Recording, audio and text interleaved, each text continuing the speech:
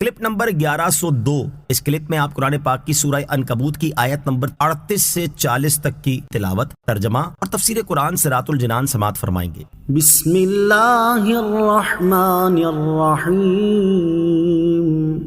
ترجمہ، اللہ کے نام سے شروع جو نہایت مہربان رحمت والا ہے۔ وعادا وثمود وقد تبین لکم من مساکنہم وَزَيَّنَ لَهُمُ الشَّيْطَانُ أَعْمَالَهُمْ فَصَدَّهُمْ عَنِ السَّبِيلِ وَكَانُوا مُسْتَبْصِرِينَ۔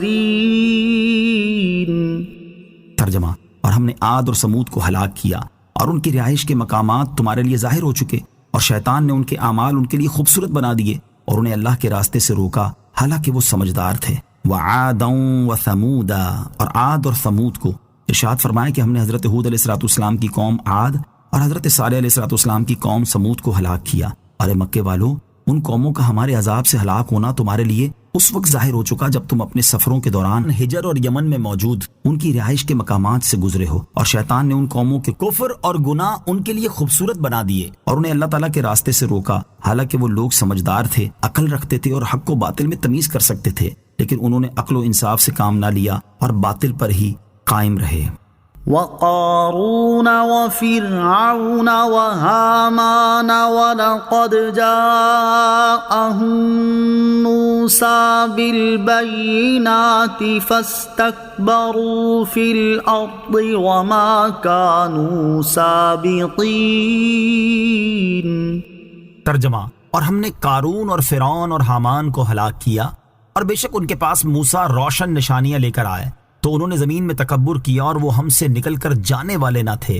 وقارون وفرعون وہامان، اور قارون اور فرعون اور حامان کو، یعنی قارون، فرعون اور حامان کو اللہ تعالیٰ نے ہلاک فرمایا، اور بے شک ان کے پاس حضرت موسیٰ علیہ السلام روشن نشانیاں لے کر آئے تو انہوں نے زمین میں تکبر کیا اور حق قبول کرنے سے انکار کیا، اور وہ ہم سے نکل کر جانے والے نہ تھے کہ ہمارے عذاب سے بچ سکتے، بلکہ ہمارے عذاب کا حکم ان تک پہنچ کر رہا اور وہ ہلاک کر دیے گئے۔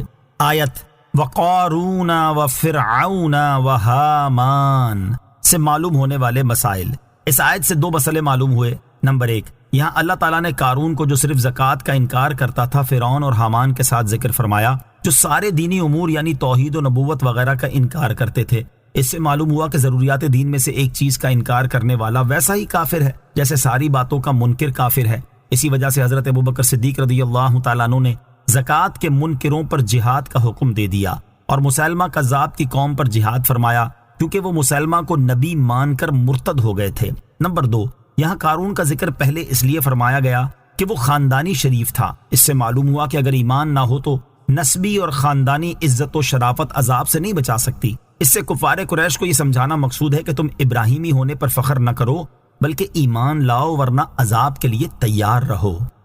فَكُلًّا أَخَذْنَا بِذَنبِهِ فَمِنْهُمْ مَنْ أَرْسَلْنَا عَلَيْهِ حَاصِبًا وَمِنْهُمْ مَنْ أَخَذَتْهُ الصَّيْحَةُ وَمِنْهُمْ مَنْ خَسَفْنَا بِهِ الْأَرْضَ وَمِنْهُمْ مَنْ أَغْرَقْنَا وَمَا كَانَ اللَّهُ لِيَظْلِمَهُمْ وَلَكِنْ كَانُوا أَنفُسَهُمْ يَظْلِمُونَ۔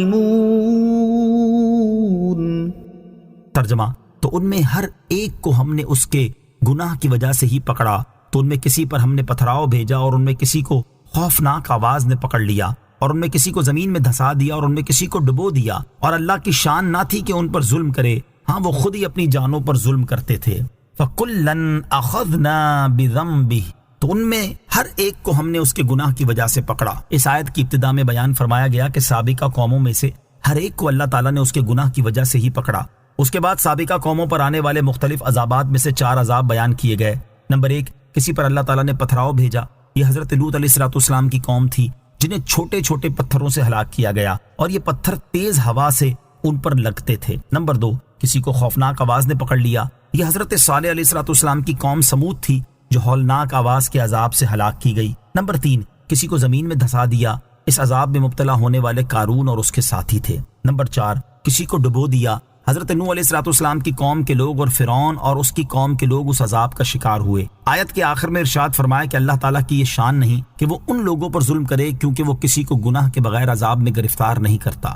ہاں، وہ خود ہی نافرمانیاں کر کے اور کفر و سرکشی کو اختیار کر کے اپنی جانوں پر ظلم کرتے تھے، اور اسی بنا پر وہ طرح طرح کے عذابوں سے ہلاک کر